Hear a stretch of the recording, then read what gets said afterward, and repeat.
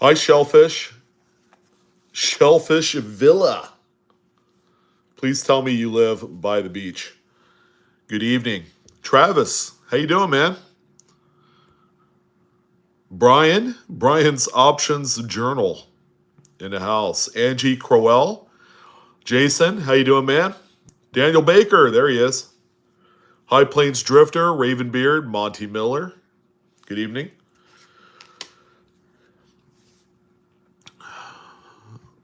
Oh, nice.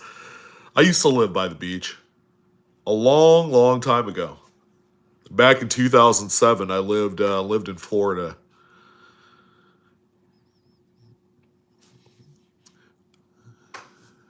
All right, give me a second. I'm gonna set up my iPad so that way I can see the comments. Yeah, I know, right, Angie? I'm starting to like doing live streams. I hope you guys don't mind. I might as well um, put my name on the map, I guess, like everyone else. Sorry, guys. Give me a moment. I'll respond to you.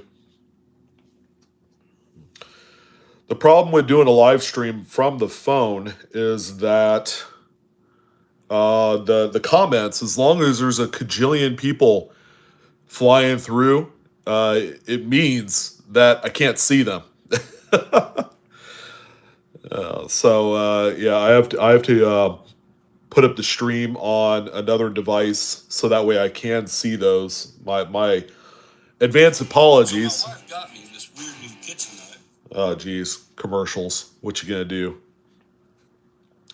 All right, so we got a flood of people kind of rolling in. Hope everyone's doing well this evening. Happy holidays to all you guys. So let's see. High Plains Drifter, Billy Goat, Ravenbeard. Hey, Monty Miller. Yeah, Shellfish. I'm a little bit jealous that you're by the beach. Dan Gelati. Hello from Connecticut. I can imagine it's getting pretty cold down there, Dan, or up there. Lori from Colorado. Good evening. Starla Kurdzry. Uh, Steve Boyd. I don't think I am. Steve Boyd's one of the usual guys, not only on my channel but the Live Coin Q&A, which is a channel that, if you guys don't know, I participate in a live stream every Monday on that channel. So if you guys wanted to talk to me as well on there, you could. Oh, Rado from the Den. Okay, so Rado from the Den. I'm gonna go ahead and type in our email, and all you have to do is shoot us an email, and we'll get back to you within about 48 hours. So I will do that right now for each and every single one of you. So you'll see the live coin Q&A admin is in blue, and then you could go ahead and send anything you need. If you have questions about a coin that you found, we can help address you. And by mean we have a panel of folks that actually participate in doing such things. William Whalen, hey, can I get some info on a coin I found, please? You sure can. You can either type it into chat, William, for everyone to see, or you could send us an email. Cynthia Lau, I hope I got that right. Hello. Fanta, BBM. Blessings from Toronto, Canada. Rodney, isn't it getting a little bit past your bedtime? No, I'm just kidding. It's only 5:55 over here where I'm at. Rebecca Zakutny. Hey, everyone. BH, Tulsa, Oklahoma. I will be in Tulsa next year for the Content Creator Coin Show. I believe that's in May, if I'm not mistaken. Rod Tillett just blew in from Kansas. Good evening. Angela Castor. Hey there. Tell me more about the 69S Lincoln Cent, please. What do you need to know? Very high minted coin with one particularly large lottery chase piece that exists out there. What could it be? Could be a double die. Ravenbeard, who can I sell my arrow coins to? Well, you have a few different options for you. If you know precisely what you have, you could sell. You could try selling it on eBay. It's one of my favorite outlets. I know some people are a little bit kind of funny about selling on eBay for whatever personal philosophical reasons you might have. But you could certainly do that on there. You could also sell it on Facebook, buy sell trade groups. You could sell them on forum chat pages like Coin Talk, Coin Community, Collectors Universe, which is by PCGS as well. Darren McRae, good evening, everyone. Hello from Cape Breton. Oh, very cool. My first Nova Scotia um, fan. I think you're a fan, right? Travis McPherson, you ever see my 1995 Lincoln Penny that's offset by 90 some percent? Prices it at $1,000, so no one would buy it. I just seeing if you've seen it. I have not seen it. I mean, if it's off center by 90% and still has a full date, that's a pretty good one. The pricing might be a little bit ambitious, considering that it is a coin from the copper coated zinc era, which most errors from 1982 ish onward don't sell for nearly as much money. Roger Ward, it's all new to me here. Most of all, I just wanted to thank y'all for welcoming me. No problem. This is a safe place for everyone to hang out and chit chat about the hobby, about collectibles in general. Doing okay, Steve? How are you doing? How are you doing, man? Staying warm where you're at? Monty Miller is from Texas. Strawman is back from Florida. I'm a little bit jealous because I know the weather is getting gorgeous there. Oh, of course, Lori, this is cool. Hopefully, you guys like it that I'm back with more live. Christy Means, follower of Jesus Christ. Hey, Sean, I'm a new subscriber and first live. Welcome, Christy. Welcome, welcome. Yeah, I just started doing more lives. I took an extended time period off, and now all of a sudden I'm falling in love with it again. Just the overall interaction with you guys has been nothing short of phenomenal. King D Crown times two, laughing my ass off. I love it. Travis McPherson, 90%. Angie, we love it. Good. What's good, BR? Just sold my first clip plancha yesterday. PCMR worthy? Could be. I'm doing my PCMR tomorrow morning, so I usually go back 48 hours. Um, Let me know what date your clip planchet is, and I'll be sure to add it in there as a viewer submission. Troy Glenn, what's up? How you doing? Hey, Wanda Williams. That's my girl right there. Good evening, Wanda. Who needs some contacts? I need contacts. I'm wearing contacts right now. Yeah, because if I'm not wearing it, I can't really see. Yeah, we have a few people in chat, more so than we did yesterday, so that's awesome. Angela, oh, and the 1970 S2, great date as well. There's a few repunchment marks. There's the large and small date comparo as well, among a few other things. There's the FS 101 double die obverse. That is kind of a chase piece on that date as well. Iraq veteran, hello, good evening.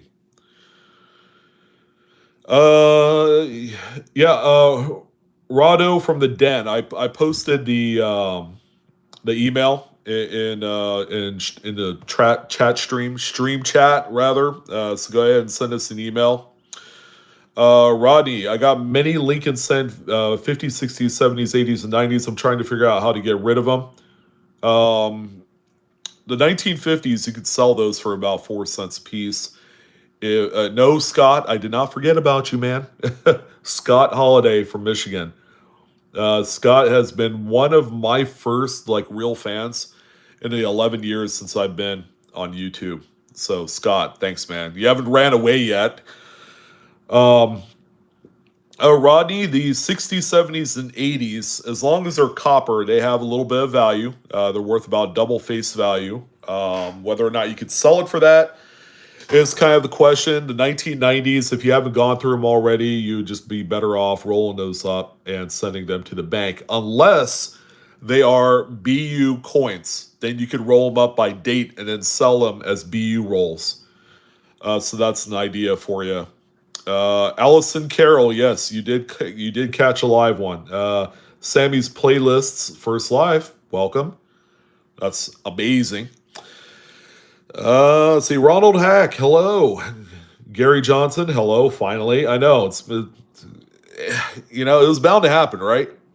So I noticed that on my thing right here. Let's see if this gets a little bit clear on the digital microscope. It might, maybe a little bit. I don't know. I mean, you can see my hand pretty well there. Namaste, forget me not, also in the house. William Whalen, I have a dollar coin with a stamp of some kind. The rim sort of like the 99 penny. Not really following what you got there. It sounds interesting. I mean, if you do want to email us what you have, we'd be more than happy to take a look at it. Absolutely, Andrea, you've come to the right place. We are going to talk a little bit about the difference between varieties and errors because they are different. So, yeah, you are definitely in the right spot. Hey, Angie, very nice. Yeah, get them on eBay. They're actually selling for a little bit of money. Anything with it, turn digits and ink smears and things like that are relatively common errors. But believe it or not, there is some desirability for those. I can't even believe I'm saying that because they're so minor. Jimmy Shepard, hello, welcome. Rumble Bars, rumble, rumble, rumble. Yeah, Travis, I want to see that 95 Lincoln sent. So, you should probably email it to us so I can see it. I'm going to post the email again because I know it got buried underneath a bunch of stuff. Tammy, no. If you have coins that you need looked at, all right, the most realistic place that you could send them to without actually sending them anywhere, take decent pictures of them and post them on our Facebook group, Live Coin Q&A. And generally, there's a number of us that can look at your coins, and it will give you an idea of what you have. If it's worth grading, kind of give you some sort of insight on that. So we'd be more than happy to talk to you about that. Shellfish, snowing here 3 inches. Where is it snowing 3 inches and you're near the beach? You must be on the East Coast somewhere, like in New York or whatever, because they got beaches up there, right? At least I think so. I lived in Maryland for a good chunk of my life, so I know there's beaches there at the very least. Barbara Patrick, where do you sell the coins? You can sell them anywhere you'd like. I sell them. I sell everything online because I know I have a much greater audience. If I could take decent pictures, which any capable smartphone can do today, you should be in good shape. But you got to know what you have. Yeah, Steve, usual suspects. There's a few of us here, but a whole gaggle of new folks that I've never seen before, like Miguel Singletary, way down south of Texas. Like, are we talking like way down south, like near the Rio Grande? Because that's pretty far south. Hey, Rado, if you send me an email, all right, and put it in my attention, you will get my undivided attention, and then we will take a look at it. There's gonna be a number of us doing emails, so if there's an email specifically for me, then I will take care of that for you. King D, if you're sending anything to PCGS, keep in mind the turnaround time is killer. It's right now they're recording at the very least 60 to 90 days and up. So if you don't mind waiting until about March to get your coins back, then or currency, whichever. So keep that in mind. Barbara, I have a lot of coins. 1917. That's a good date. What is it specifically that you have?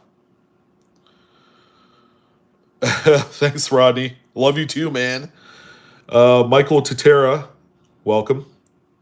Yeah, we have a whole bunch of you. JC Presents DJ Mocha Lounge. That's awesome. Are you working tonight? It's Friday night.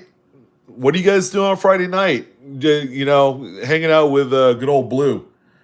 There's a lot of things going on right there. Pre-Christmas holiday parties. There's a lot of drinking going on. There's World Cup soccer. If you're into that, if you dig on that, there's so much going on. The reason why I'm not doing anything and hanging out with you guys is because I have two kids, a wife, and I'd rather hang out with you guys, talk coins. Today, we're going to talk a little bit about varieties and errors and what the difference is. So that way you guys are aware. The conversation is pretty short. We even have the digital microscope to show you guys some varieties that you could find on your 1900s Lincolns, I guess. So, Darren McRae, you've watched hundreds of my videos. That sounds about right.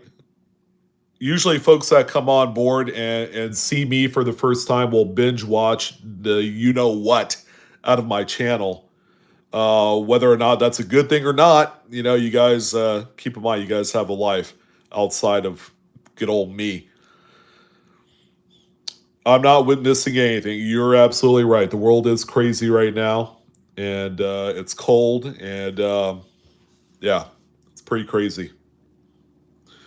Cole Travis, yeah, said thank you for emailing it. I'll take a look at it sometime this weekend, either tomorrow or Sunday. I have a quite a list of emails to go through. So Logan is in Northern Virginia. Awesome. I'm gathering what Alexandria area near DC. They used to be my area, Northern Virginia, sort of. I mean, depends on which part of Northern Virginia you're talking about. I've got pennies just like the 58, like Lincoln Wheats, right? Anything specific, Jeremy, that you have that kind of catches your eye? Salvatore's in Chino, California. You're a little bit south of me. I'm in the Sacramento area. JC presents. So how much would a 58D Denver, right? Is it a Lincoln set? Allison Carroll, will people buy coins some say are damaged? Allison from Tennessee, first live. Welcome. It really depends on what it is. Because there are rare older coins that even if they're damaged has value. So it really, again, it has everything to do with what you have. If you have a semi-modern coin and it's damaged, you're probably not going to get a whole lot, or you're just not going to get any interest from it.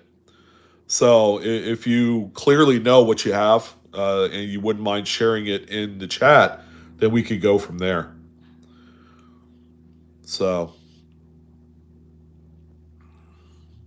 Sharif, congrats, man. Yeah, Stacks is amazing. They've been around for a long time. I know Harvey Stack just passed away earlier this year, so I had the pleasure of talking to him, I believe, on in chat through one of the coin forum sites a long time ago, probably 12, 13 years ago, back when they were doing more promoting of their auction services. So, yeah, Stack Sparrows, you can't go wrong. A lot of good professionals there. Yeah, right, Wanda? Yeah, I've never seen you go live. I've been checking you for years, going back 20 years. I know. I can't believe I've been on YouTube for 11 years. It's surreal. You'd figure I have a million subs by now. Oh, shellfish. Yeah, it can be a little bit overwhelming. If you have hundreds, if not thousands, of coins, and again, a lot of it's predicated on education. If you don't have that, it can be a little bit of a daunting task, right? It's like putting a Lego set together for the first time and come to find out your Lego set has 2,000 pieces to it. Although Lego has made it very easy for numbering the bags that you have to go through to put it together. Yeah, why do I say that? Because I have kids. We put together many Lego sets. Oh yeah, maybe. Yeah, maybe we could give it some class. Absolutely. Crispy Mofo, welcome, man. Yeah, I mean, there's no denying that username at all. Crispy Mofo has been around for a minute, so good to see you again, brother. Oh, Nordic Coins, Cody. That's your eBay handle on there. Mary Barnett says, I have a 69 penny with double die face. Should I have it graded? I live few like 50 miles from Clarksville, Tennessee, where there is a PCGS grading business. You can always, I mean, I don't know if 50 miles is like too big of a deal for you. It can be. It's gonna take what 45 minutes to get there, just for them to look at one coin. You can either do that or send us an email. Let me go ahead and type it in one more time.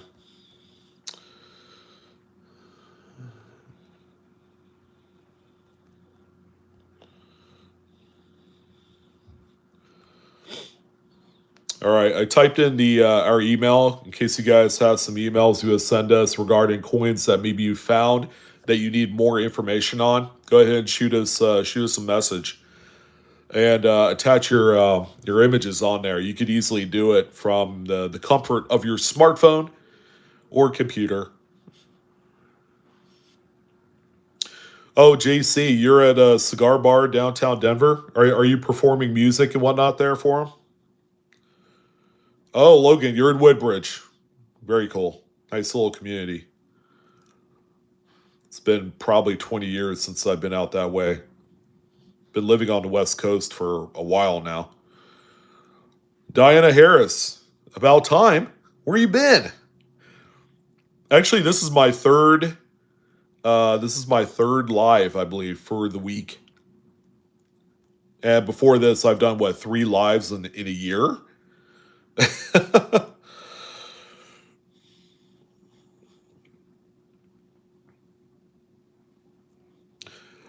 Gary Caps, can someone explain to me why my 89 Delaware mint penny is extremely large compared to all of the rest of my normal pennies? I don't even know what that is. The only Delaware I'm familiar with is the quarter. 89 Delaware mint penny. Or is it a penny with a counter stamp of the state of Delaware on there? Because I have a few of those myself. Yeah, Angie, we're all kind of coin nerds. Who doesn't like collecting money?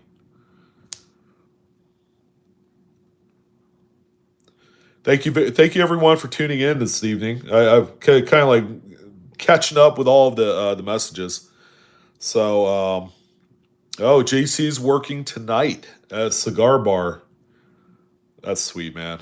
Hopefully, business is treating you well. Yeah, Dan, did you see me type in the email? Info at livecoinqa.com is our email. Come check us out.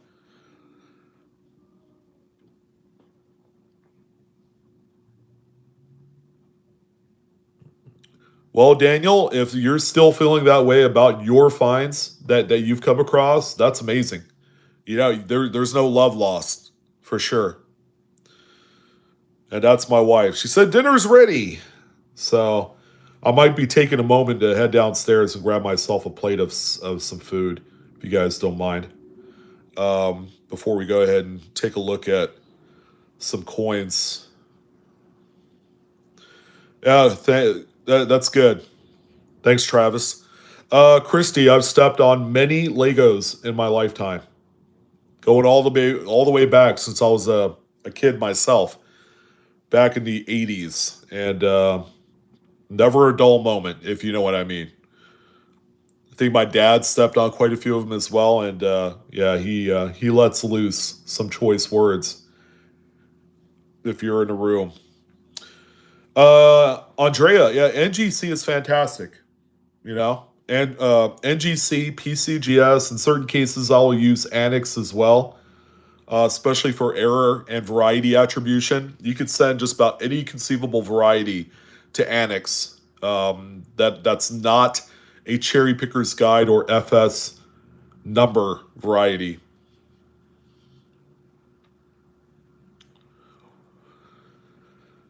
Selena Santiago. That was common practice back in the day for folks to counterstamp letters, initials. SD could be someone's initials, or it could be for South Dakota. However, back in the day, they did do the outlines of the states with the actual abbreviated, 2 letter whatchamacallits in there. Yeah, Bruce Snipes is searching through quarters while watching me talk. So yeah, give me a few minutes. I'm gonna go grab a little something to eat. Uh,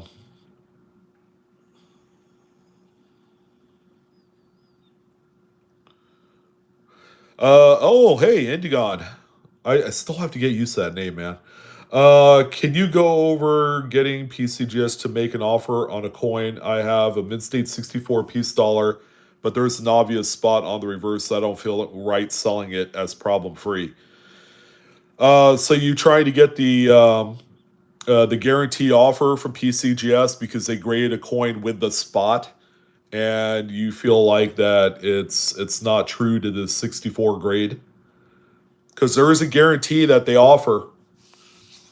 They could pay you out on that coin if you want, but you're gonna have to run it by them. They may see as like a spot as being negligible, like not really anything to write home to mother about if it's minor. Yogi, we're here, man. I just started and need help, please. If you want Yogi, send us an email. info@livecoinqa.com.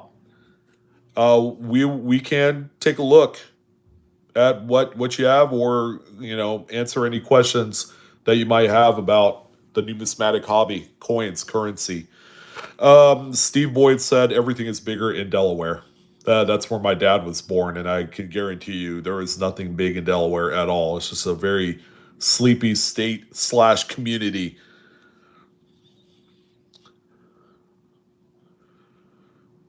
Yeah, Melissa Jimenez. Yeah, go ahead and send us an email. We get that question quite a bit about the um, 1943 silver penny, which the U.S. Mint did screw up and made a few 43 Lincolns on the 90% silver dime planchets. Gonkers, I'm in Northern California, specifically Sacramento region. Yeah, hit that like button if you haven't done so already. Apparently, we got 69 likes. So if we get to 169 likes, that would be amazing. Um, oh, Ann's Arts and Crafts. I sent you a pic of my 1907 Indian head penny. Did you send that yesterday during my live from yesterday, or did you just send it right now?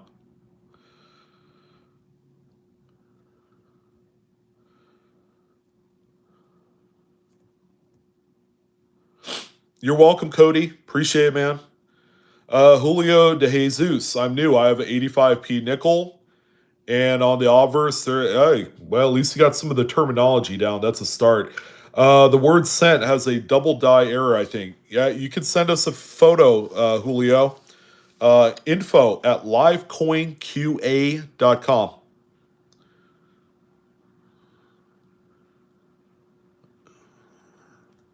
Wow, there is a lot of comments. So, yeah, quick little shout out to Gilbert Rodriguez. I think I commented on your comment a little bit earlier tonight. So I'm glad to see you here, sorting through pennies and making a coin display contraption for my counselor. That's interesting. I would love to know more about that. As I acknowledge something on your live broadcast, you're an interesting individual. I've been told worse. But yeah, my eclectic likes and the art of money collecting can be seen as a little bit interesting. But yeah, Gilbert, you got questions? Hopefully, I got the answers you need, man. You could always send us an email if you wanted more discreet. Let me go ahead and type it in once more in case any of you wants to go about doing it like that. There you go. Info at livecoinqa.com. I'll be right back. Give me a second, guys.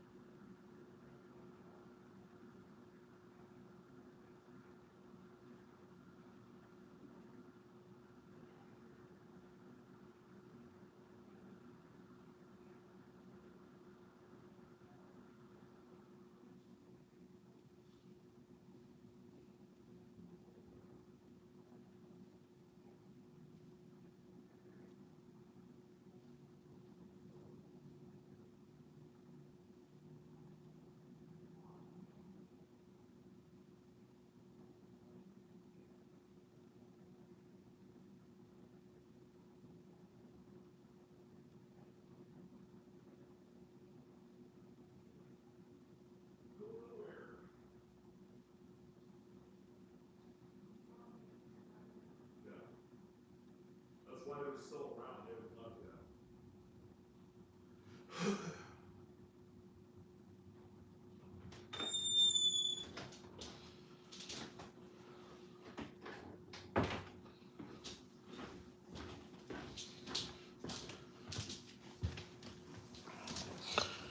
All right, I hope you all didn't leave.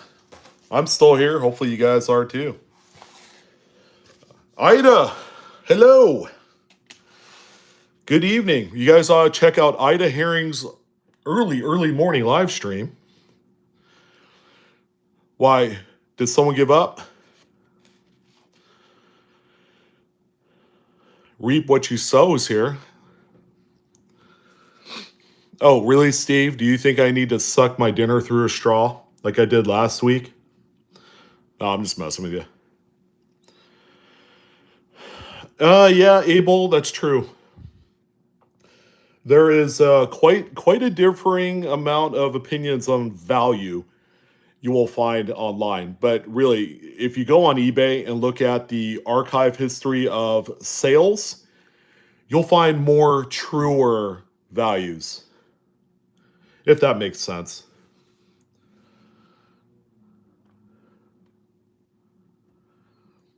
If you haven't done so yet, subscribe to my channel because that would be awesome, right? Who doesn't like a good sub? We're trying to hit 300,000 subs.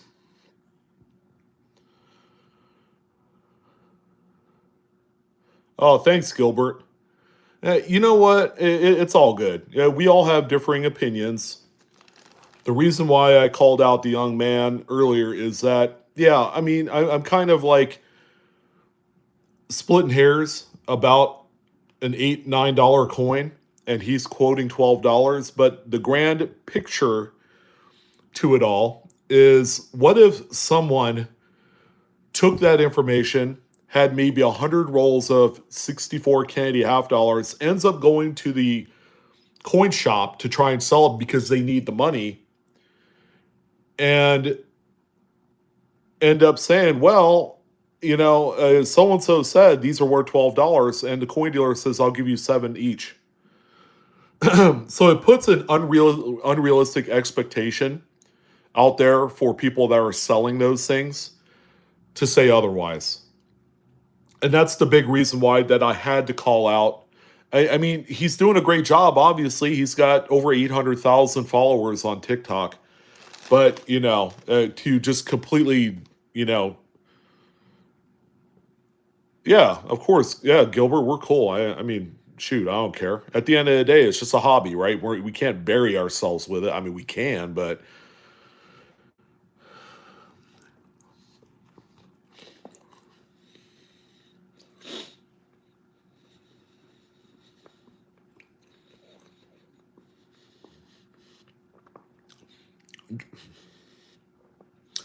Jean Ann. Um, so 99 mint sets are probably up because it's the first year of the quarter program. And we've seen some volatility on not only the mid sets, but Proof sets as well from 1999. Silver Proof sets have been up and down for years, but they're still an expensive set. Ida is it's just like a pasta bake, something pretty quick and simple.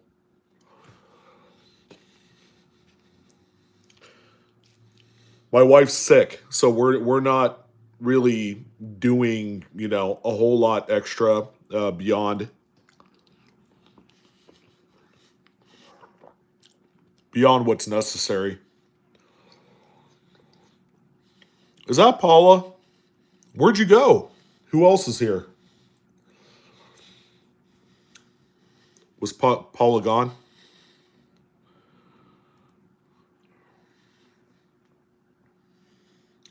Gilbert, yeah. I mean, for the most part, there are Denver sets, maybe not officially released mint sets. There's a few mint sets go all the way back to the 50s. So, hey Paula, are you ready to come back on the live coin Q&A on Monday? We really did miss you. The live stream, that is.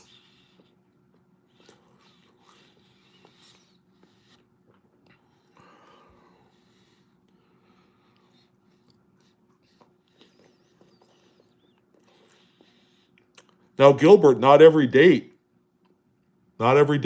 has a Denver mint mark.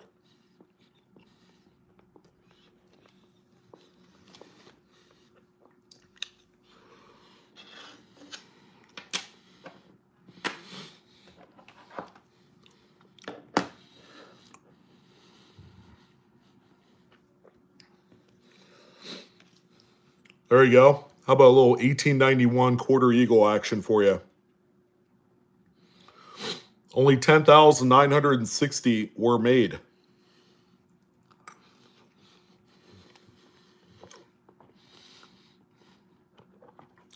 Polka face, you're in the wrong spot, bud.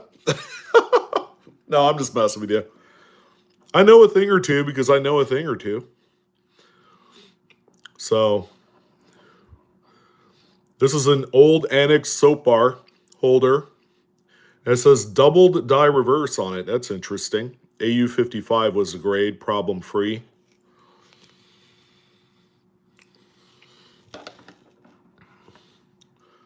See the doubling there in America? It'll make you go blind if you're not careful.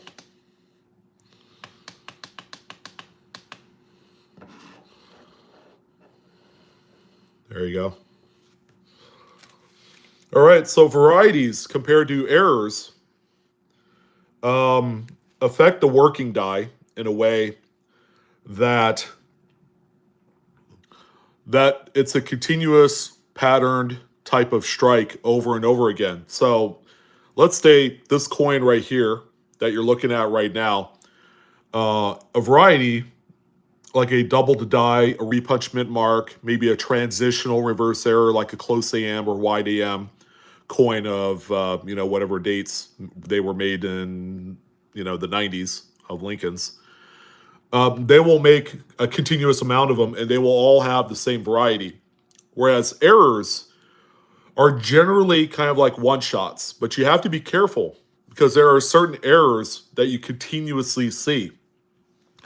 It's been said that errors can also be varieties. If you looked at BIE die chips and things like that. Oh, class 5, huh? It's a nice one, though.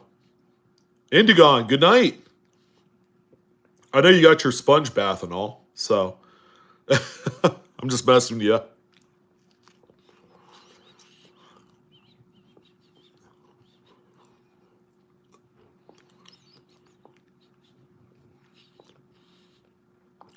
Good night.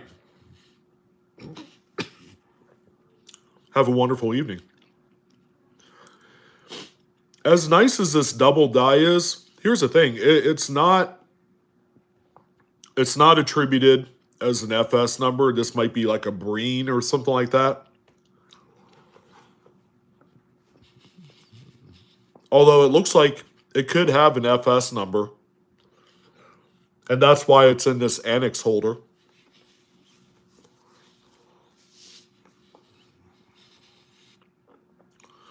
Oh, thanks, Nikki. I'm going to be sure to pass that forward.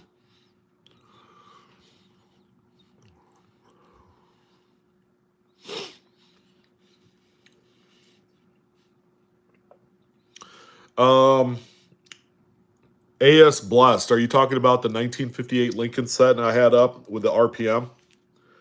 It has minimal amount of value based off of the condition of the coin. It's probably worth like maybe a buck or two. But if I read it to you in a way that sounds appealing, like it's worth 100 times face value, that sounds a lot better, doesn't it?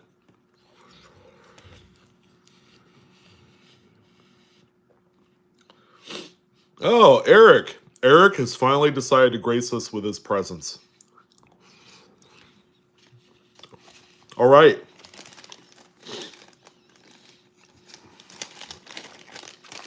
Hey, are you guys seeing the microscope pictures just fine? They're nice and clear for you guys.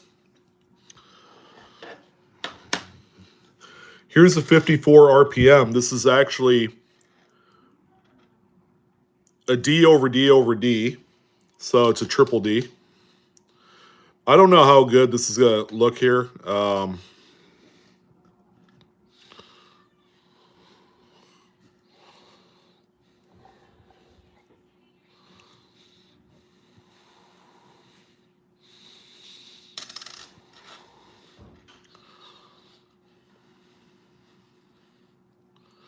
So you have a secondary Denver mint mark that's north of the primary, and then you have another third repunch mint mark that's tilted slightly.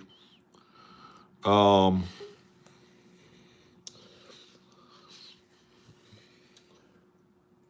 I'm looking on my iPad. That quality of that image is not fantastic, I guess.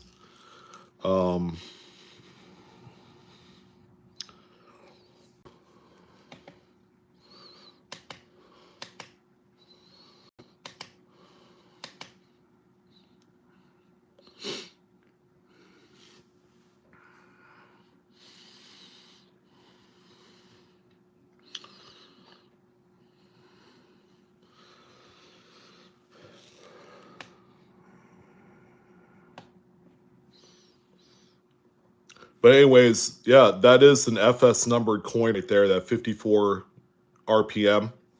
So that's a variety. And you're going to see a lot of these. I've pulled a lot of these out of wheat cent bags and rolls and things like that over the years. Whereas on an error, I guess, an error like a die crack or a cud or an off center strike, usually they're one off unique situations.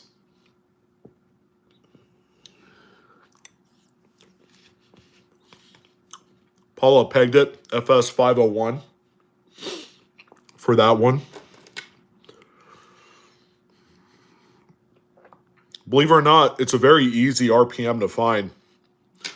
RPM stands for repunch mint mark, and a repunch mint mark occurs when a mint employee punches the mint mark into the working die, and they use a long steel shaft with a little itty bitty letter at the end, and then they tap it into place on the working die. The working dies produce the coinage. They're the ones that are more expendable than, like the master hub and all that stuff.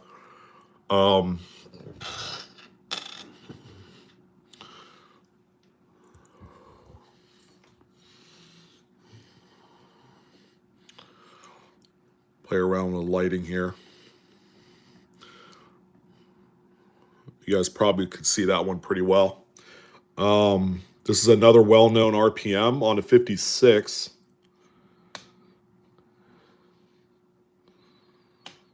There you go. Very well known, very, very common. However, this coin right here, because it is a cherry picker's guide variety, has a very, very liquid market.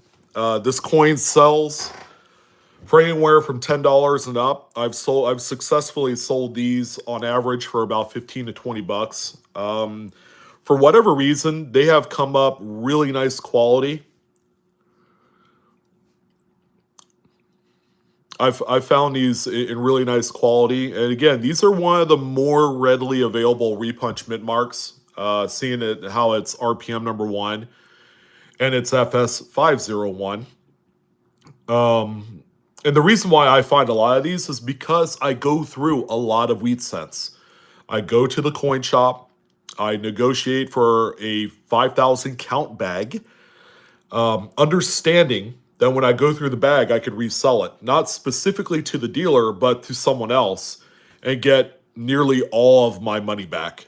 So it's a very low cost way of finding some really awesome RPMs. Now, the idea of mint employees actually tapping in the mint mark into the working die effectively came to an end in 1989.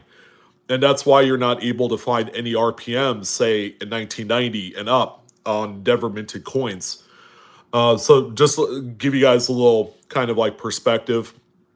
If someone says, hey, I have a doubled mint mark on a 2006 Denver Lincoln cent, I'll generally kind of talk through my spiel and say that's really impossible because they did not add the mint mark to the dies that way in 2006. So,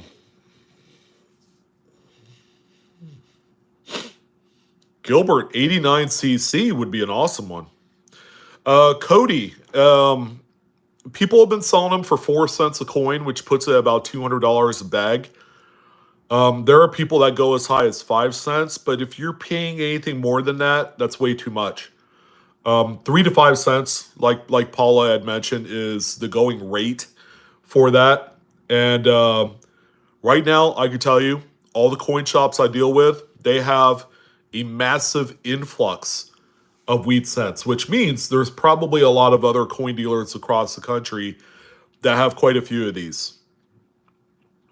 So, on the low end, I'll pick them up in batches of 1,000, and I'll just continuously pick them up until I have like a really big lot of them. I have like extra canvas bags sitting around, so for every 5,000 I go through, I fill up a bag and then resell it. Hey, thanks, Tiffany. I appreciate it. I mean, we're all in this. We're all one group that has a common kind of like goal, I guess, and that's enjoying this hobby. I don't say I'm any better than anyone else, but I pride myself on correct information the best I can. Jackalope Herdmaster, I'm telling you, you go do a little hunting, and you can find them for 4 cents a piece. I mean, $200 for a wheat scent bag, which provides just a whole weekend of searching. Actually, it might even last a lot longer. Take for instance Chuck Daughtry. Going through a 5,000 count bag would probably take him about a month or two. The guy is he's so complete in his hunting. In case you don't know who Chuck Daughtry is, he's the founder and operator of coppercoins.com. He's one of the subject experts in Lincoln Sense, which is only like the most widely hunted, I guess, series today.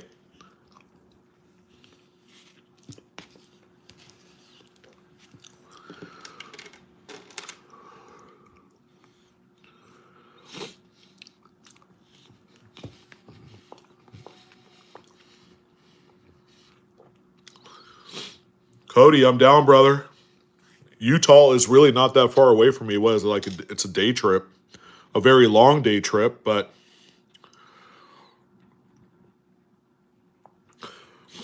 all right. So what we have here, this is actually quite interesting. And I'm sorry, I apologize for the camera quality, but this is both an error and a variety.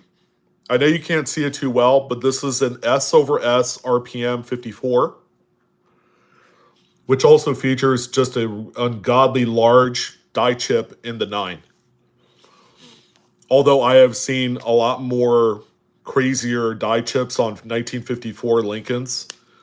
The die chip, normally you would talk to anyone in the coin field, the experts, and they will tell you that die chips are errors because they're like one time type deals. Although you'll probably see a number of them that are minted with the same size die chip on there.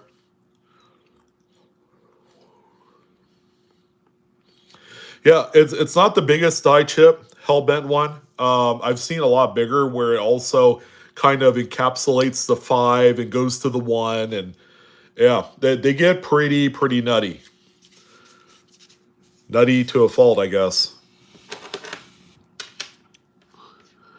I have a lot of FS 501 56Ds that I'm running through here. Quite a bit of them. I'm trying to see if I can find a really nice large die chip for you.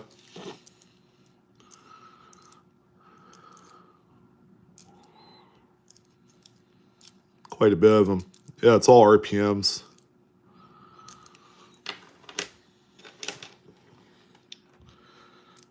I think so. It's got the weird kind of like disconnected extra punch S. It's like just a top curl. It's not my personal favorite RPM from the looks of it, but let me see here.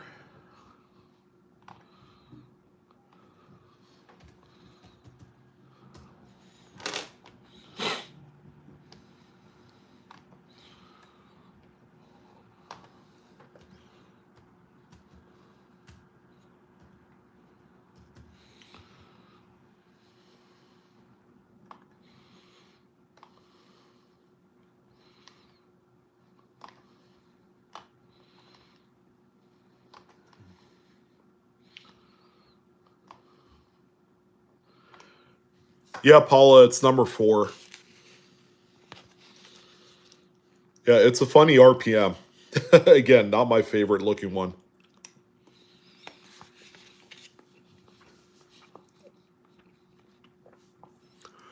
I do have other examples of this coin without the die chip. They do exist.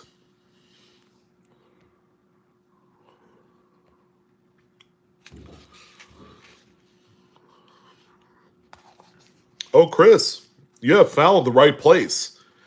If anything, the educational entertainment aspect of it. Yeah, it's a late stage.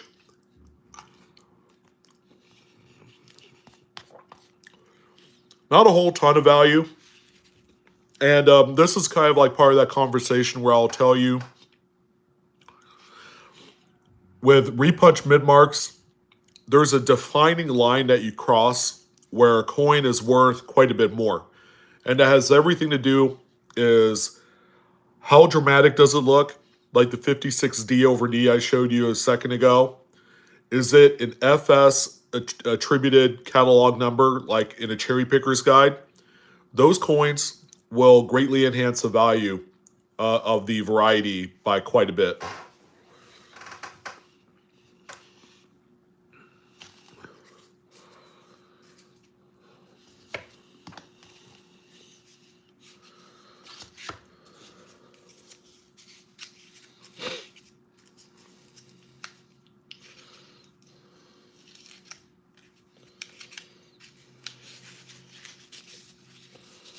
Absolutely. Welcome back to the hobby, Chris. All right, so what do we got next here?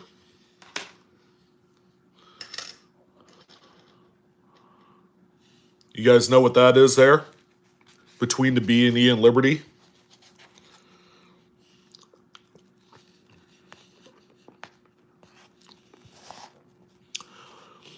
And this is where that conversation between error versus variety, I've become a little bit conflicted by because there's an actual list of attributed BIE die chips on a website called cudsoncoins.com. And because of that, because there's a number of them, and they're all, you can find like the same size and shape of a BIE die chip, like you see here on this one. Doesn't that kind of like feel like it should be a variety? But it is an error. It was, yeah, that's correct. So that's one of the aspects that Paula had mentioned a second ago, is that if it's not part of the original die prior to any wear and tear or attrition involved, then it is not a variety. Hey, Gilbert, thanks for coming by, man. Yeah, come join us again. We're going to do more live streams here in the next few weeks.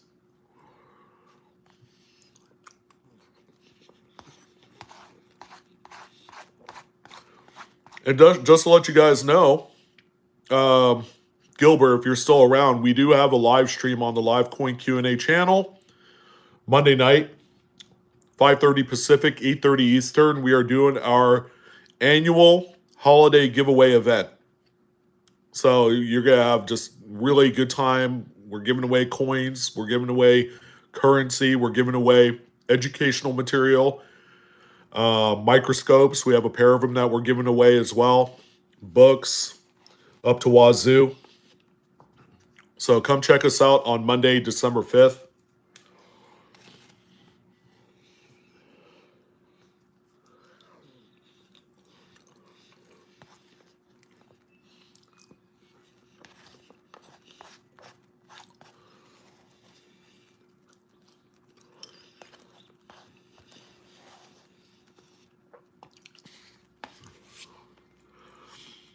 Oh, thanks, Taylor. Yeah, it's comments like that that really validates what I do. You know what, Jeff? That's a good question because things like that does happen. You also have multiple chips, that combine other letters. You also have chips that maybe can combine the I and B in Liberty, and they call those IIB die chips. Hungry Killer 666.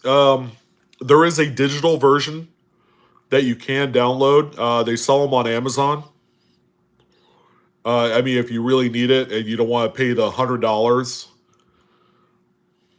for a physical book, I mean, it works just as well. Oh, cool, Christy. Yeah, we'll check it out. We're doing emails this weekend, so one way or the other, you will hear from us. That's a good thing, Gilbert. The books are expensive right now because the books are not currently being published because they have changed publishers. They went from Whitman, now they are with a different company. Actually, Krause Publishing now handles the Cherry Picker's Guide, and they have been slow to the roll to getting that book to the presses. So right now we're kind of stuck with, you know, purchasing a digital version of it or actually going out and buying the physical book, which is very expensive.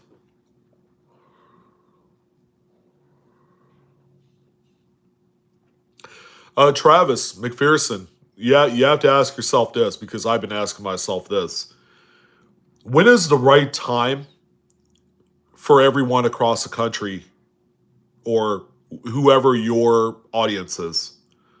You know, like right now is a great time. It's 6:52 here on the West Coast. It's 9:52 on the East Coast, and everybody in between. People are generally past like dinner time, except for me. I'm eating right now. Um, but yeah, kind of finding that happy medium. You don't certainly want to do it on a Tuesday morning. Yeah, you don't want to do it on a Tuesday morning, of course, because there's not nearly the bandwidth of people. Yeah, no personal information in chat. You don't want to do that, Gilbert. Yeah, we took out your information to keep your information safe, so that way you don't get spammed to death and don't get crap mail sent to you. You're welcome, Christy. We look forward to seeing your email. I appreciate you coming by this evening. You're amazing.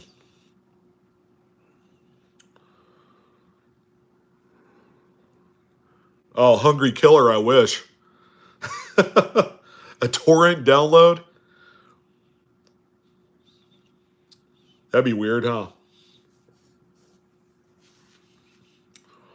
Thank you, Liz, for the shout out from Windsor, Ontario, Canada. We've had some Canada folks on stream tonight, which is nice. I like a little bit of, you know, different crowd. I like the usual crowd, but yeah. Any emails you could send it to our email box info at livecoin Q&A or qa.com. Sorry, I butchered that. But Paula posted in chat. We also have Adam, Mr. Coins and Ghouls. Adam, have you done any ghost hunting lately? I feel like we haven't done a stream in a minute. I mean, you guys did your one on Monday.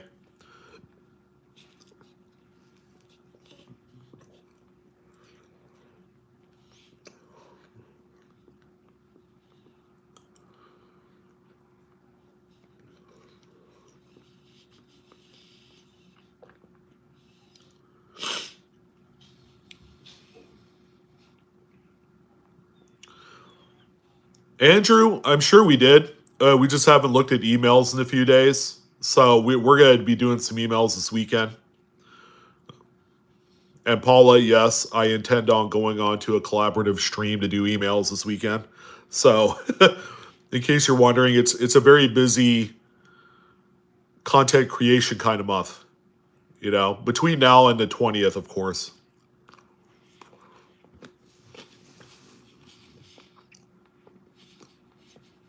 She's like, "You're not coming on to do emails with us, you putz."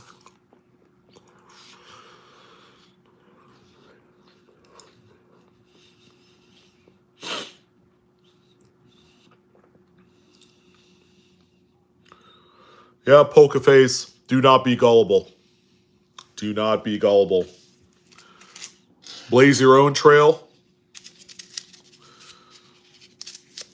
Yeah, Adam, I'll be around on Sunday as well.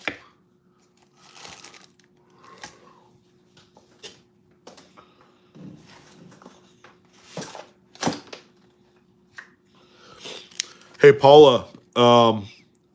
Ida is excited to get her currency contraption, the big old thick brick thing.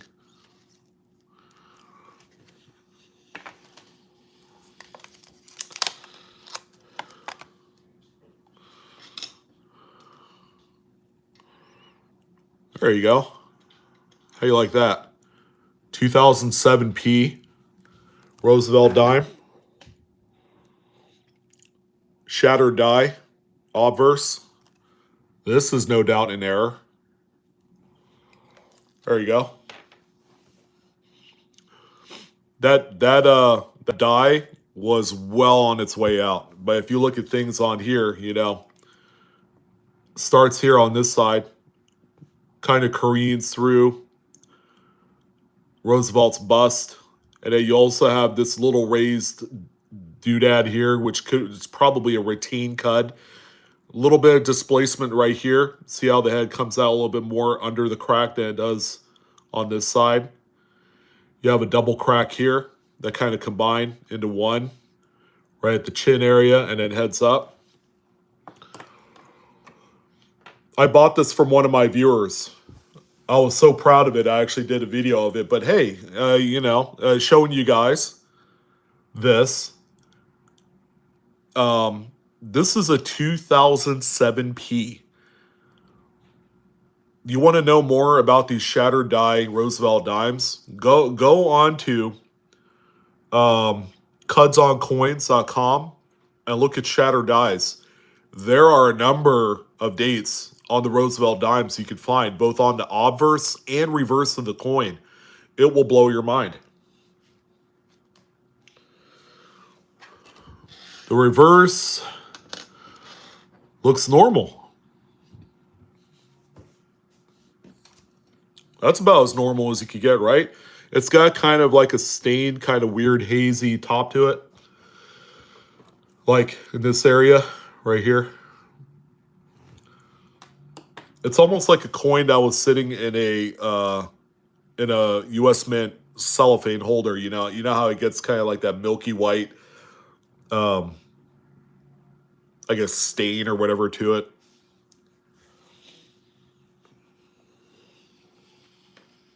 It's a good looking one there.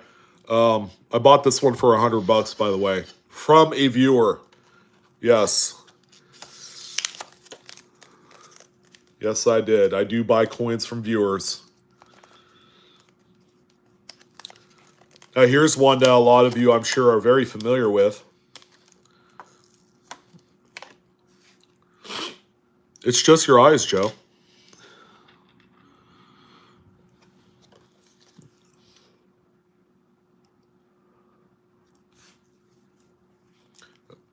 Good old Kansas in God We Rest quarter. That people are selling all over eBay for dumb amounts of money. Now, why is that? Well, this one has quite a little bit of a following. There are enthusiasts that like these coins, and that's why they have the following they do. Clogged die, perhaps, part of the die, which on the die, the letters will be incuse, so when it strikes up coins, it'll make the devices in relief on there. There you go. So I don't know if you guys can see it, but on this side, you can see kind of like a starburst of strike through grease.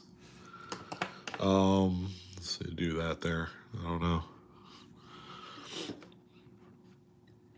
That's pretty interesting, right? This coin, I know, doesn't look like it on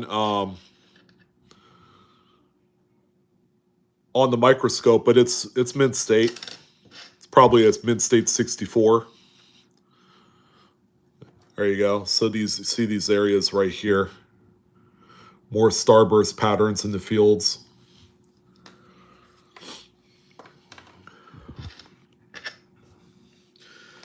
Yeah, I've seen my fair share of these sell for about $30 in mint state.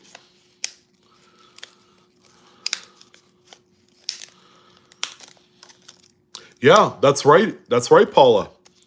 There have been folks that have found a dropped filling, which is actually the T in trust.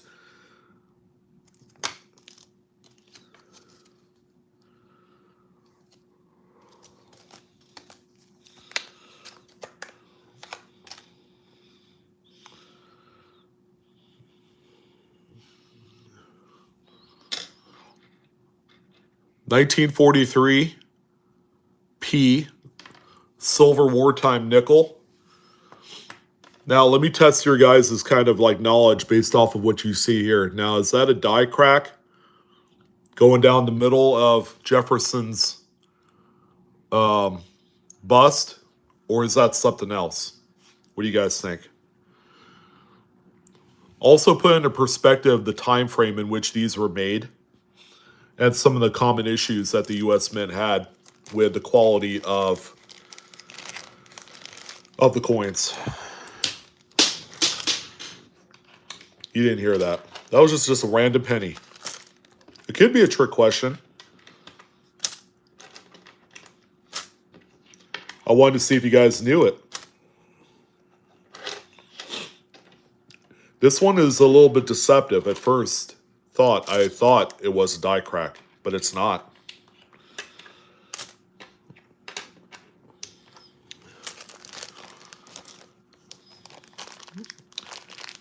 Yeah, Adam. Adam is correct. That is actually a lamination. Which, on a minor type of lamination like this, it gives it the appearance of it being a crack. But you also see, again, other various striations and other areas that show like really, really, really minor lamination areas.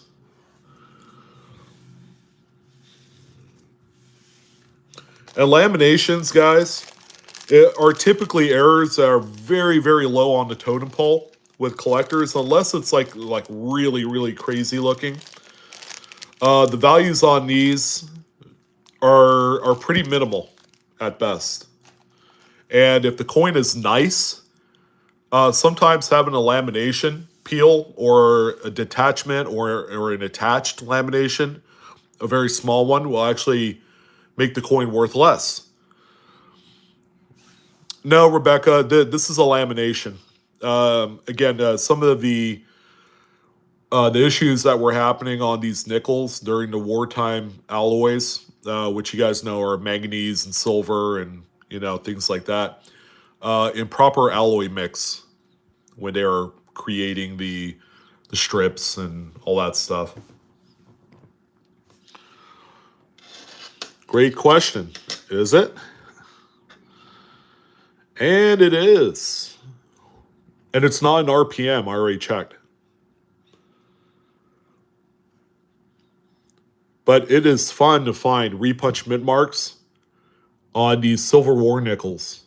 They're a lot more dramatic on on very nice high-end coins.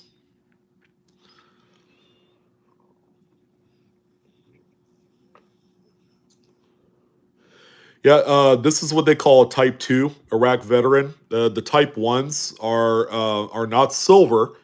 They are still the nickel composition before they changed it over to ration that particular metal for the war efforts. So the Type 1s are in nickel. The Denvers have a Denver mint mark still on the reverse, but actually in its normal spot to the right area here of Monticello. So any coin that you find with a large mint mark on the reverse for the 1942 to 45 nickels will have a mint mark right above the dome in Monticello. And that's how you know you have a silver one. Now, there are other things you can look out for. There's a very well-known Henning nickel, which is a counterfeit. He made some in 1945, if I'm not mistaken. And those are not silver. He used a completely different something, question mark, right? Different completely alloy. It might be just a regular nickel composition, or it could be a different type of pot metal. But that's a completely different story for another day. Counterfeits are not supposed to be collectible, right, guys? By definition. But the interesting contemporary type counterfeits have a story all on its own and do have value. Q Mechanic, what we're doing is we're going to look through emails and then we're We're going to talk about some of that content on our live coin Q&A email. Anybody have an idea for a trinocular under $300? Did you look at the AM scopes yet? Hungry?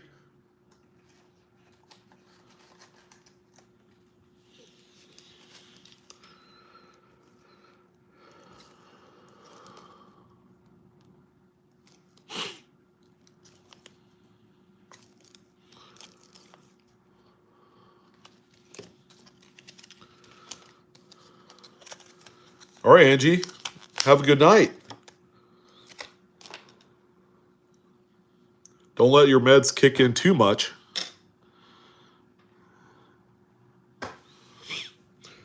Here's a brand new quarter that you guys should be looking for, especially if you're on the East Coast. This is a great find. 2022 P Sally Ride. Sally Ride American Women Quarter. This one has the clash dies on the reverse.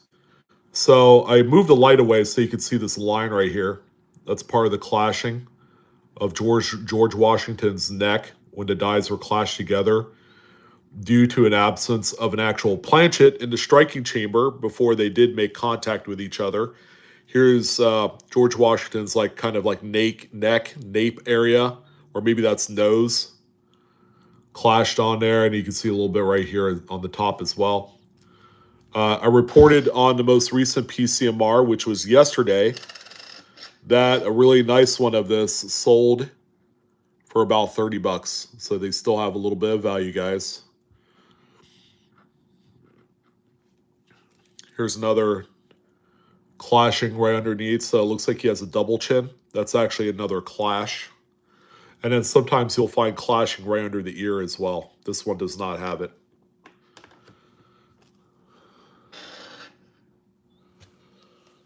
Dave Bays. I'm doing A-okay, man. I'm actually digging the live streams now. The bottom of what? The Sally Ride? Yeah, there is a little split that goes through the R in dollar, but that's just a design. That's part of the design of her her suit that she's wearing. That line right there. If that's what you're referring to, that's actually part of the design.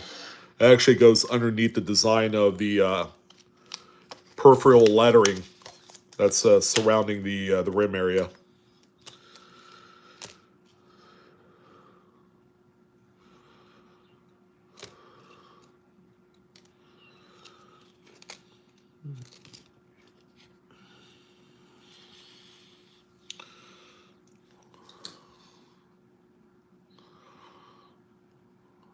All right, this is a good one here for you. Paula, you know what this one is, right?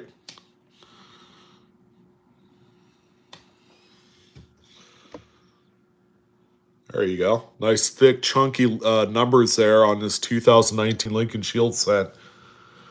No doubter, double the die obverse. Even has the funky cat's eye looking zero right there. It's not a perfectly oval inside zero. But yeah, this one's nice. The doubling on Liberty is also a little bit there. Nothing too crazy, but yeah, the date is where it's at. Nice, thick, chunky, irregular on a coin that's barely 3 years old.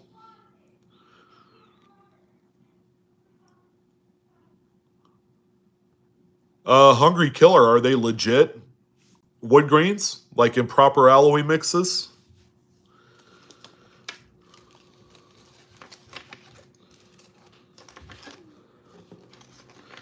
That is a fatty.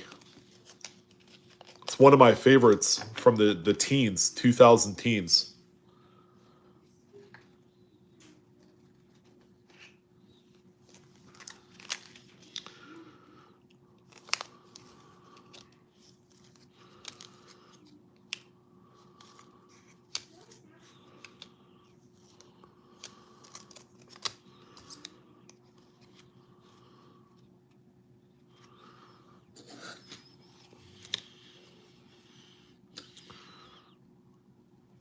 right. Don't know if you could see that one. This is a 2018 Denver DDO number 1 with the doubled earlobe right there. Kind of minor. I had actually found a number of these out of a few BU rolls a few years ago. Ended up selling each one for about 20 bucks. DDO number 1. I think WDDO number 001, if I'm not mistaken.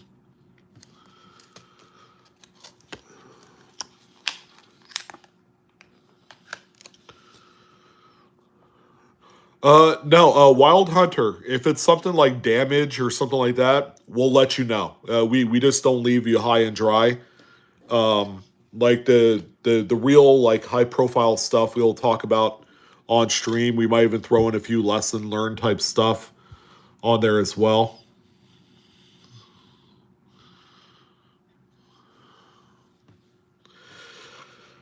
All right, 63D Lincoln Memorial. This is a double to die obverse. What's that, Jason? A 63D DDO? Yes, Jeff, you do. info@livecoinqa.com is the email. Go ahead and send us your photos and try and keep it at one email. Don't send us like multiple emails with different topics because our email box is limited in size. And, when there's like, and we've had this before, when we have like 10 emails from the same person and they're like different topics, we have to delete most of them. Yeah, hungry killer, that's true, especially moisture. Yeah, no problem, Jason. You still have it? So on this double die, you guys see that extra inner tip of the 3 right there. So the doubling is like south. On the much more earlier die states, you can actually see the bottom curl of the 3 poking out underneath here. This is like maybe a mid to late state version of this one.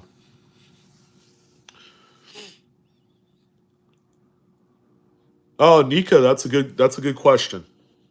Good question. Generally, with much newer coins or any coin with original surfaces that has not been cleaned, you're gonna have some cartwheel luster on there, regardless of what it is. Unless it's a really, really poorly struck coin, they will generally have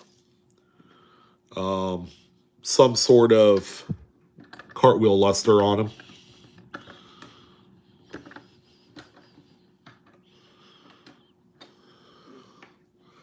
So here is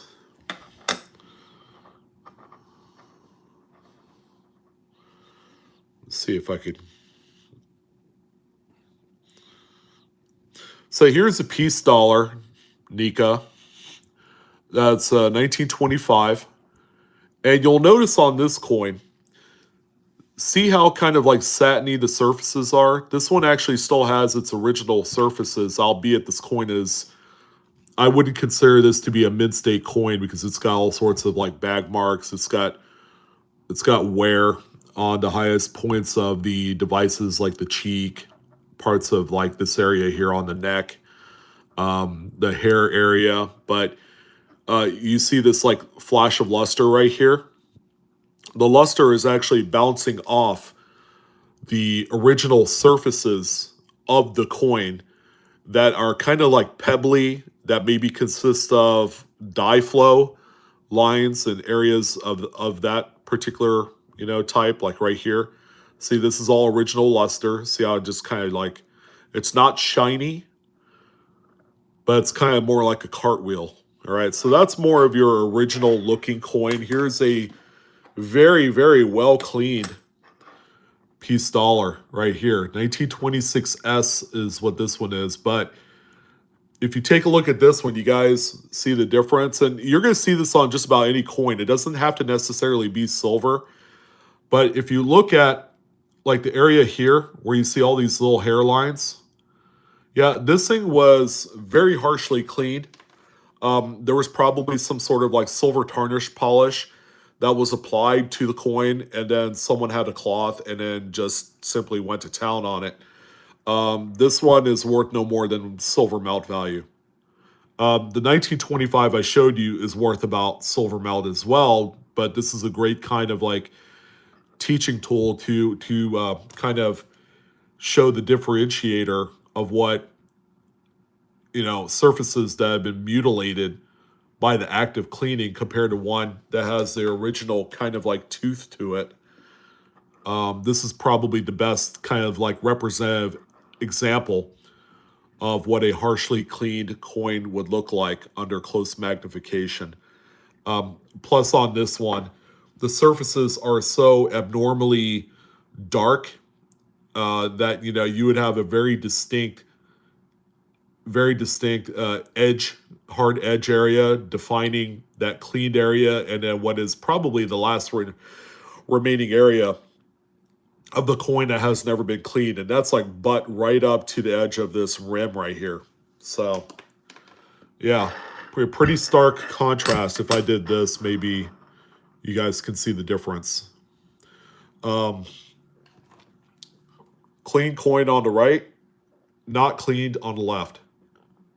If that helps, see the difference. You can still see the very microscopic tooth of the surfaces and the fields of this coin, whereas this one is just polished to death. And it doesn't take that much friction, ladies and gentlemen, to completely destroy the original pebbled surfaces of the coin that you see there on the left compared to what you see on the right. So I am particularly proud of that, Krieger. Here's another one here. So if we did this, say dueling faces, well, kind of. How about we do this? There you go. How's that?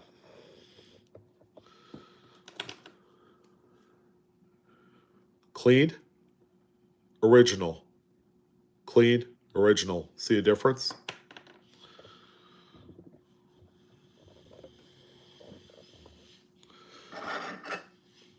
So hopefully that helps. That's when it comes to cleaning.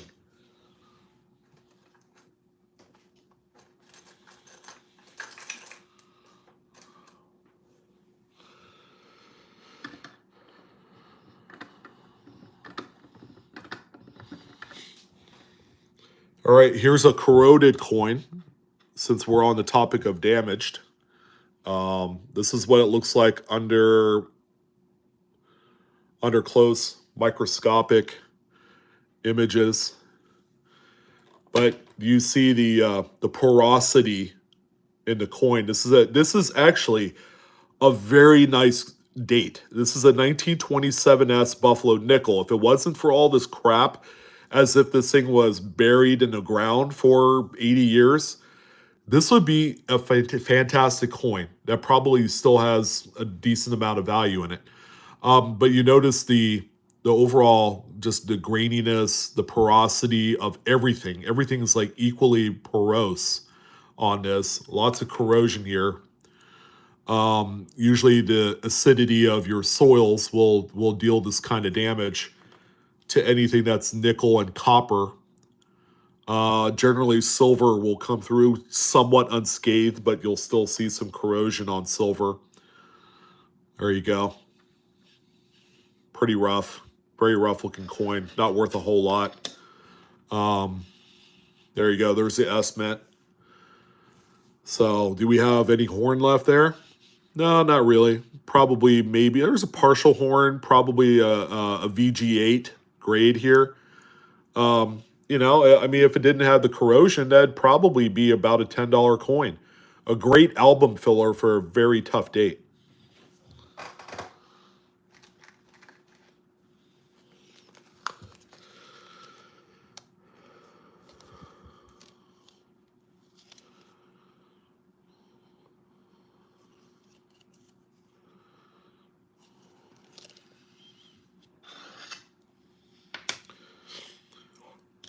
Well, these coins made headlines.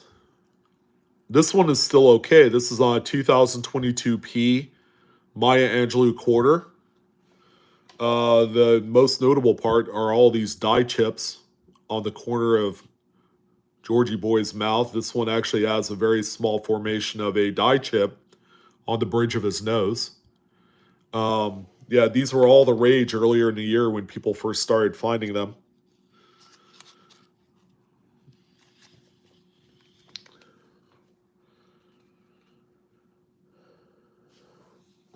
Yeah, Nika, cleaning used to be the thing. Back even going as far back as the 30s and 20s and teens.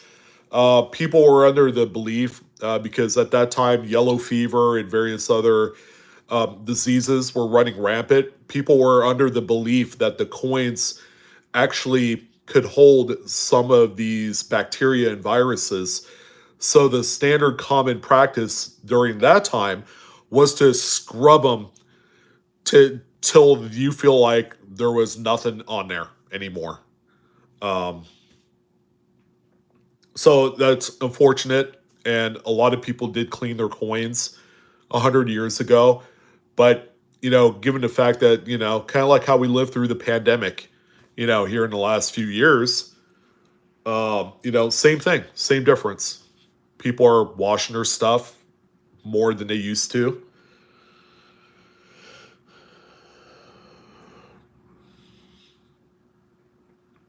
Oh, absolutely, Thomas. Do you have pictures you want to send us? You can send it to our email. Paula has posted it a number of times.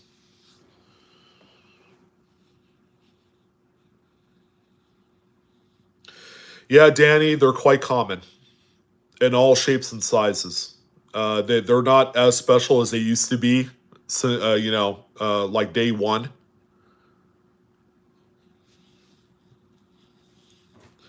Yeah, Thunderbird, people were actually washing their currency too, right in the laundry.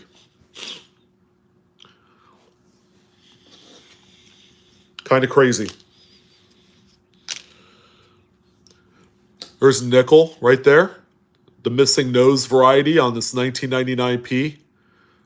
This is what a coin would look like that was struck through a lot of grease. So a mid employee had done some lubricating onto the press components. Of course, for the components to wear properly, they would lubricate them with this. I forgot what Ken Potter had called it. It's a grease that's like it's very dark gray, if not black in color. It's not like a traditional compound grease that you would normally see. But when the grease is very thin on a coin, it's actually it looks very clear, like you can barely see it on there.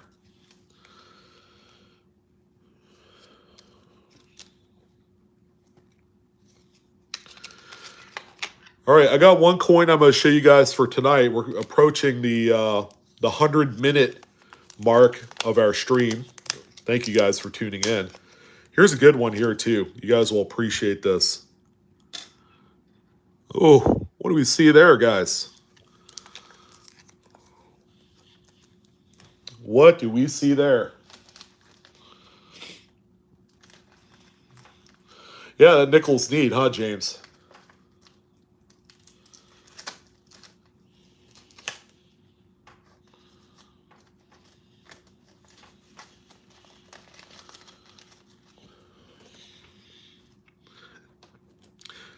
Yeah, a lot of you are correct. That is indeed a letter B from the B in Liberty. So that is actually a dropped filling from the working die.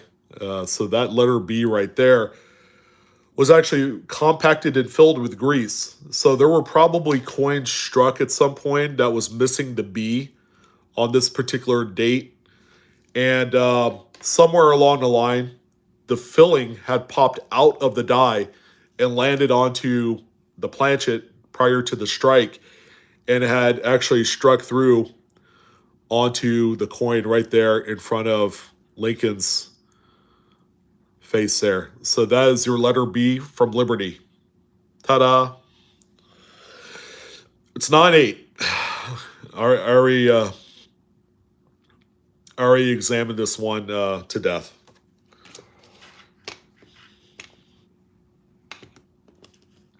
Pretty cool. You don't see a ton of these come up for sale for obvious reasons. They are kept in collections for sure. Pretty neat one. I am particularly proud of that one because I did not throw it back. I actually found that one in a group of Lincoln Cents when I was going through for wheats and whatnot. There you go, 1955S with a die chip in the 5. I think it was, 1954, if I'm not mistaken, the same die chip in that 5. People had thought actually looks like a Denver mid-mark that was repunched into the date. But, yeah, this one is also a BIE. Just a little tiny die crack combining the B and E at the very bottom. You can see the die crack coming off the E. The lighting's just not picking it up that well, but it's there. Yeah.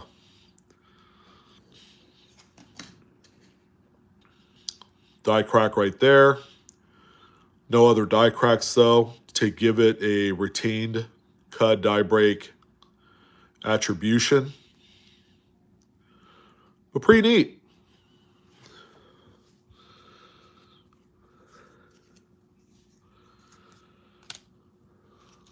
I have a ton of stuff. We're just scratching the surface.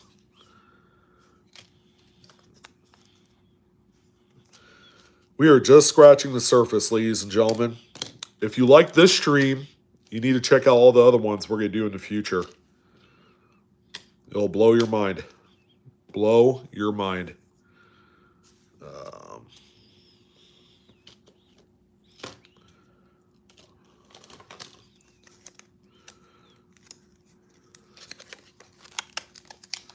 Yeah, no problem. I appreciate it.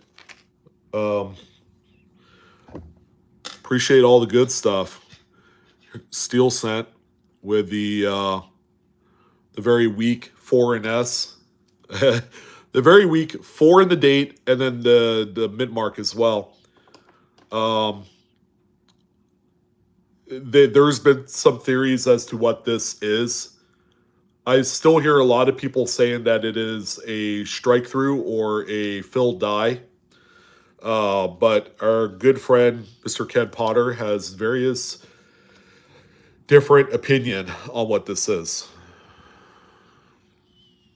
My God, get to the point here. I would, dude, but you're in the way. No, I'm just kidding.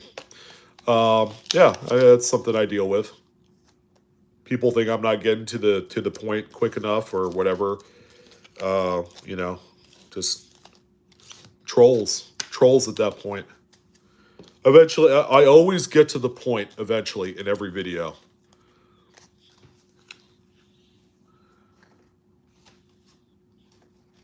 But in any event, that's going to conclude our little powwow session for tonight. More to come. We are at the 100-minute mark, or at least we're 20 seconds away. I'd say that's long enough, right, for a Friday evening. That way it'll allow you guys to get back to bedtime and, enjoying time with family and all that great stuff. So, eating soup with a fork. I've done that before, but the soup has to have noodles in it. Like good chicken noodle soup, very hearty chicken noodle soup with a buttload of noodles in there. But that's going to conclude our stream for tonight. I want to thank you guys for tuning in. Sure was a slice of heaven chatting with you guys. Enjoy the hobby. Enjoy the hunt. Go out there, get some rolls. Go to a coin show or a shop. And enjoy it, man. Enjoy it. Sydney Butler, I didn't even see you come in, girl. Anyways, You guys take care. Have a great, pleasant Friday evening. I'll see you guys very soon.